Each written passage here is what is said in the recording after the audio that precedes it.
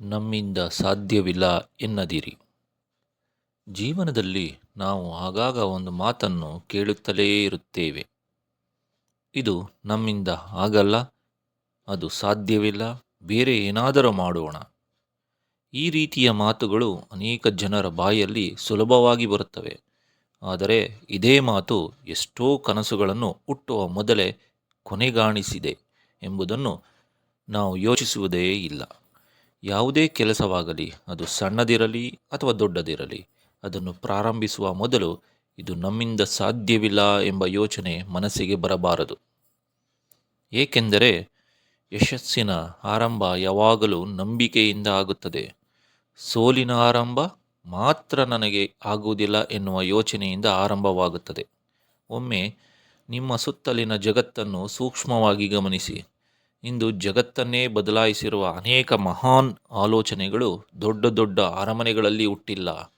ಅವು ಹುಟ್ಟಿದ್ದು ಸಣ್ಣ ಶೆಡ್ಗಳಲ್ಲಿ, ಪುಟ್ಟ ಗ್ಯಾರೇಜ್ಗಳಲ್ಲಿ, ಸಾಮಾನ್ಯ ಕೋಣೆಗಳಲ್ಲಿ. ಇಂದು ವಿಶ್ವದಾದ್ಯಂತ ಹೆಸರಾಗಿರುವ apple, Google, Microsoft, Disney, Harley, Amazon, Facebook ಮುಂತಾದ ಸಂಸ್ಥೆಗಳ ಆರಂಭವು ಇದೇ ರೀತಿ ತುಂಬ ಸಾಮಾನ್ಯವಾಗಿತ್ತು.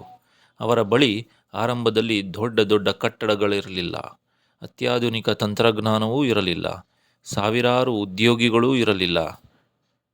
ಆದರೆ ಅವರ ಬಳಿ ಒಂದು ಅಮೂಲ್ಯವಾದ ಸಂಪತ್ತು ಇತ್ತು. ಅದು ಹೊಸದನ್ನು ಮಾಡಬಹುದು ಎನ್ನುವ ನಂಬಿಕೆ. ಆ ಒಂದು ನಂಬಿಕೆಯೇ ಒಂದು ಸಣ್ಣ ಆಲೋಚನೆಯನ್ನು ದೊಡ್ಡ ಸಾಧನೆಯಾಗಿ ಪರಿವರ್ತಿಸಿತು. ಅವರು ಕೂಡ ಆರಂಭದಲ್ಲೇ ಇದು ಸಾಧ್ಯವಿಲ್ಲ ಎಂದು ಕೈ ಚೆಲ್ಲುತ್ತಿದ್ದರೆ ಇಂದು ನಾವು ಬಳಸುತ್ತಿರುವ ಅನೇಕ ತಂತ್ರಜ್ಞಾನಗಳು ಹುಟ್ಟುತ್ತಿರಲಿಲ್ಲ. ಲಕ್ಷಾಂತರ ಜನರಿಗೆ ಉದ್ಯೋಗ ಸಿಗುತ್ತಿರಲಿಲ್ಲ. ಜಗತ್ತನ್ನು ಬದಲಾಯಿಸಿದ ಅನೇಕ ಹೊಸ ಆವಿಷ್ಕಾರಗಳು ಬೆಳಕಿಗೆ ಬರುತ್ತಿರಲಿಲ್ಲ. ಆದ್ದರಿಂದ ನಿಮ್ಮ ಮನಸ್ಸಿಗೆ ಯಾವಾಗಲಾದರೂ ಹೊಸ ಆಲೋಚನೆ ಬಂದರೆ ಅದನ್ನು ಹುಟ್ಟಿದ ಕ್ಷಣದಲ್ಲೇ ಕೊಂದು ಹಾಕಬೇಡಿ. ಇದು ಆಗುವುದಿಲ್ಲ ಎಂದು ತೀರ್ಮಾನಿಸಬೇಡಿ. ಮೊದಲು ಪ್ರಯತ್ನ ಮಾಡಿ. ಯಶಸ್ಸು ಸಿಗಬಹುದು, ಸಿಗದಿದ್ದರೂ ಅನುಭವ ಸಿಗುತ್ತದೆ. ಅನುಭವದಿಂದ ಹೊಸ ದಾರಿ ಸಿಗುತ್ತದೆ. ಆ ಹೊಸ ದಾರಿಯೇ ಮತ್ತೊಂದು ದೊಡ್ಡ ಅವಕಾಶವನ್ನು ನಿಮ್ಮ ಮುಂದೆ ತೆರೆದಿಡಬಹುದು. ಪ್ರಯತ್ನ ಮಾಡಿದವನಿಗೆ ಸೋಲು ಬಂದರೂ ಪಾಠ ಸಿಗುತ್ತದೆ, ಆದರೆ ಪ್ರಯತ್ನಿಸದವನಿಗೆ ಪಶ್ಚಾತ್ತಾಪ ಮಾತ್ರ ಉಳಿಯುತ್ತದೆ.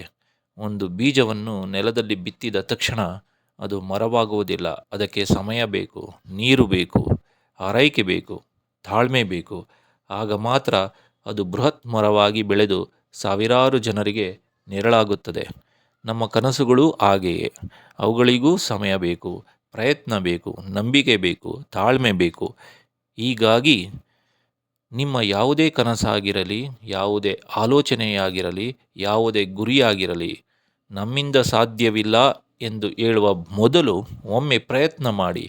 ಏಕೆಂದರೆ ಇಂದು ಸಣ್ಣದಾಗಿ ಕಾಣುವ ನಿಮ್ಮ ಒಂದು ಆಲೋಚನೆ ನಾಳೆ ನಿಮ್ಮ ಜೀವನವನ್ನಷ್ಟೇ ಅಲ್ಲ, ಜಗತ್ತನ್ನೇ ಬದಲಾಯಿಸುವ ಶಕ್ತಿಯನ್ನು ಹೊಂದಿರಬಹುದು.